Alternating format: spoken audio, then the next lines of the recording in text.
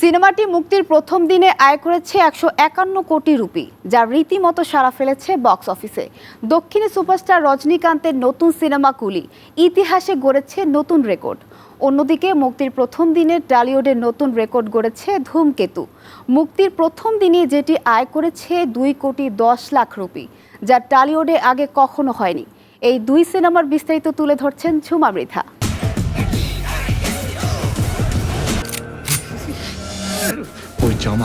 14 August 2025 ভারতীয় সিনেমার ইতিহাসে একেবারেই বিশেষ একদিন। কারণ একই দিনে মুক্তি পাওয়া টলিউডের ধূমকেতু আর তামিল ইন্ডাস্ট্রির কুলি দুই ছবি প্রথম দিনেই ভেঙে ফেলল বক্স অফিসের সকল রেকর্ড।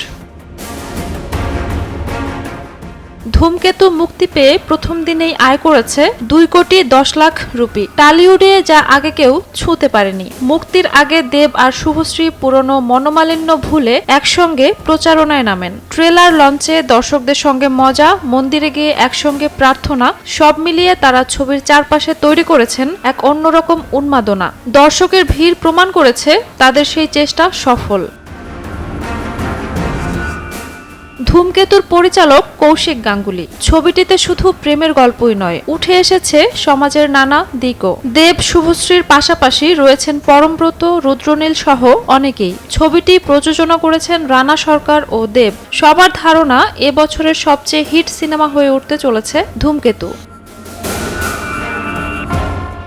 অন্যদিকে দক্ষিণী সুপারস্টার রজনীকান্তের নতুন ছবি কুলি মুক্তি পেয়েই করেছে বাজিমাত। প্রথম দিনেই বিশ্বব্যাপী আয় করেছে ১৫১ কোটি রুপি। প্রায় ৩০০ কোটি বাজেটের এই সিনেমাটি পরিচালনা করেছেন লোকেশ কঙ্গরাজ। ছবিটিতে রজনীকান্তের পাশাপাশি অভিনয় করেছেন নাগার্জুন, শ্রুতি হাসান, সত্যরাজ সহ আরো অনেকে এবং বিশেষ অতিথি চরিত্রে আমির খান। ঝুমা মৃধা, বৈশাখী সংবাদ।